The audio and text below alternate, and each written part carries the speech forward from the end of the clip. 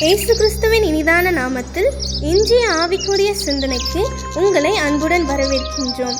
இப்போதும் ஒரு பாடலுக்கு பின்பு உங்கள் சிந்தையை தெளிவிக்கும் ஆவிக்குரிய செய்தியை கேட்கலாம். சிங்கடல் தனை நடுவாய் பிரித்த எங்கள் தேவனின் கரமே, சிங்கடல் தனை நடுவாய் பிரித்த எங்கள் தேவனின் கரமே,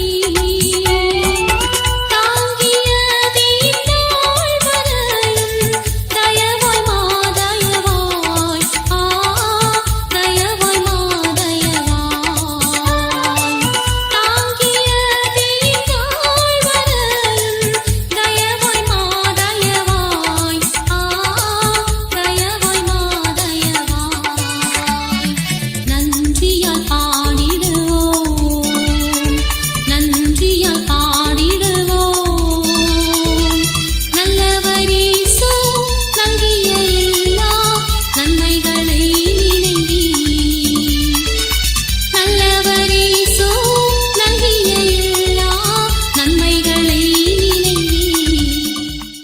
ஆண்டவர் இரட்சகருமாகிய இயேசுவின் இனிதான நாமத்தில் உங்களை வாழ்த்துகிறேன். இந்த நாள் நம்முடைய ஆவிக்குரிய சிந்தனைக்காக எசாயா 45 2 வசனத்தை நான் வாசிக்கிறேன். நான் உனக்கு முன்னே போய் கோணலானவைகளை செவ்வையாக்குவேன்.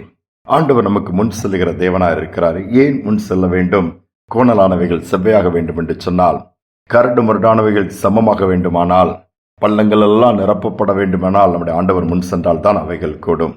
ஏனால் நாம் எளிதாக எதையுமே பெற்றுவிட முடியாது, அடைய முடியாது. ஆனால் நம்முடைய ஆண்டவர் முன் சொல்லும் பொழுது எல்லாவற்றையும் நமக்கு எளிதாக மாற்றிக் கொடுக்கிறார். அதற்கு உதாரணமாக எடுத்துக்கொண்டால், இஸ்ரவேல் ஜனங்களை நம்முடைய தேவன் எகிப்திலிருந்து நடத்தின காரியம்தான். எகிப்திலிருந்து வெளியே கொண்டு வருகிறார். பார்வோனுடைய இருதயம் எவ்வளவோ கடினப்பட்டது. 10வது வாதையில் தான் அந்த இடத்துல பார்வோன் அவர்களை விடுவிக்கிறான். போங்கள் என்று சொல்லி அனுமதிக்கிறான். அவர்கள் புறப்பட்டு வந்தார்கள். வந்தவுடனே செங்கடல் எதிராக நிற்கிறது. பின்பாக பார்வோனும் மனம் மாறி இவர்களை மீண்டுமாய் அடிமையாக்க பிடித்து செல்ல வந்து விட்டான். யோசித்து பாருங்கள், எளிதான ஒரு காரியமா? பின்பு போனால் அல்லது அதிலே நின்றால் பார்வோன் சிறைப்பிடித்து சென்று விடுவான். முன்பாக கடல் மேல் எப்படி நடந்து போக முடியும்? கடலை எப்படி கடக்க முடியும்? லட்சக்கணக்கான ஜனங்கள். ஆண்டவர் என்ன பண்ணுகிறார்? அவர் முன் சென்றார். ஏன்? கானானுக்குள் இந்த ஜனங்களை கொண்டு போவதுதான் ஆண்டவருடைய விருப்பம். ஆண்டவருடைய திட்டமும் கூட அதுதான். பிதாவின் சித்தமும் அதுதான். யோசித்து பாருங்கள். அப்பொழுது மோசையின் மூலமாக ஆண்டவர் கிரியை நடப்பிக்கிறார். செங்கடல் பிளக்கிறது. அழகாக எளிதாக அக்கறைப்படுகிறார்கள். அதே செங்கடல் சத்துருக்களுக்கு அவங்களை அழித்து போடுவதற்கு எதுவாக மாறிவிட்டது. நம்முடைய ஆண்டவருடைய நடத்தல் அப்படித்தான் இருக்கும்.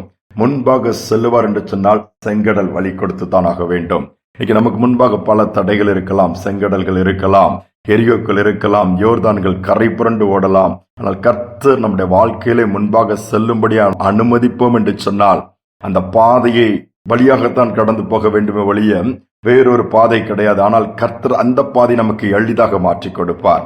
அற்புதமாய் நடத்துவார். ஆச்சரியமாக இருக்கும். கானானுக்குள் கொண்டு போய் சேர்ப்பார். ஆனால் ஆண்டவர் முன் செல்லாத பட்சத்திலே, ஆண்டவருக்கு பின் செல்லாத நிலைமையில நாம இருந்தாலும் பாதிப்பு தான். ஒன்று, நம்முடைய வாழ்க்கையில் ஆண்டவர் முன் செல்ல வேண்டும். எப்பொழுதும் அவரை நாம் பின்பற்ற வேண்டும்.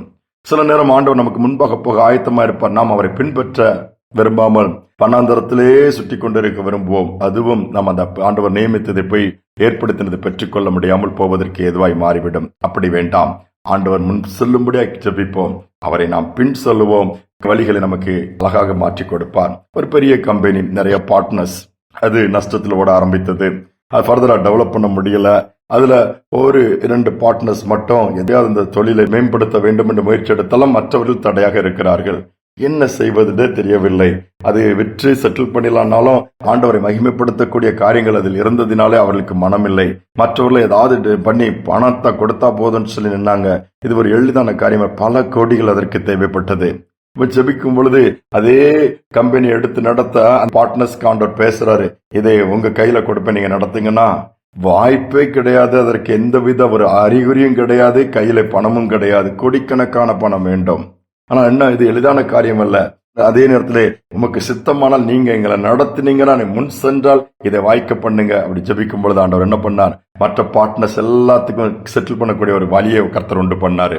அவர் கொடுக்க வேண்டிய பணத்தை கொடுத்து மற்ற காரியங்கள்லாம் ஒழுங்குபடுத்தி இவங்க கையில அந்த கம்பெனியை கர்த்தர் என்ன பண்ணிட்டாரு? கொடுத்து ரன் பண்ண ஆரம்பிச்சிட்டாரு. எல்லாம் நினைச்சாங்க மொத்தமா அதை காலி பண்ணி ஸ்டாப் பண்ணிடலாம். இல்ல, கர்த்தர் செய்ய நினைத்தது தடைபடாது. அழகா சொல்லப்படுகிறது. ஆண்டவர் முன் சென்றார். கூணலானவைகள் எல்லாம் என்ன ஆகிவிட்டது?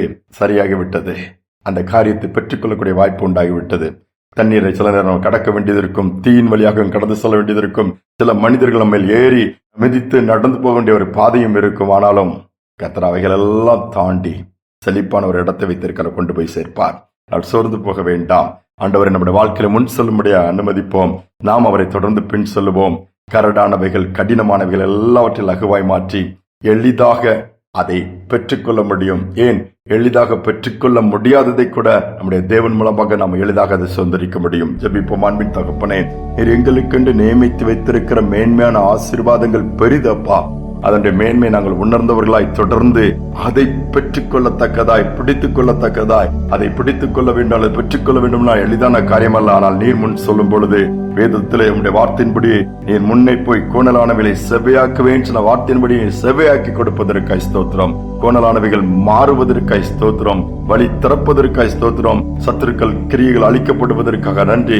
நீர் மகிமைப்படுவதற்காய் ஸ்தோத்திரம். ஒவ்வொரு பிள்ளைகளையும் உற்சாகப்படுத்துங்க.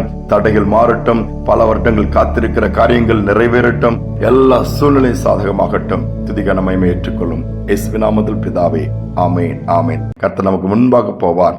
கோணலானவைகள் செவ்வையாக்கும். இந்த சிந்தனையோடு இந்த நாளை தொடருவோம். மீண்டும் நாளை தினம் சந்திப்போம்.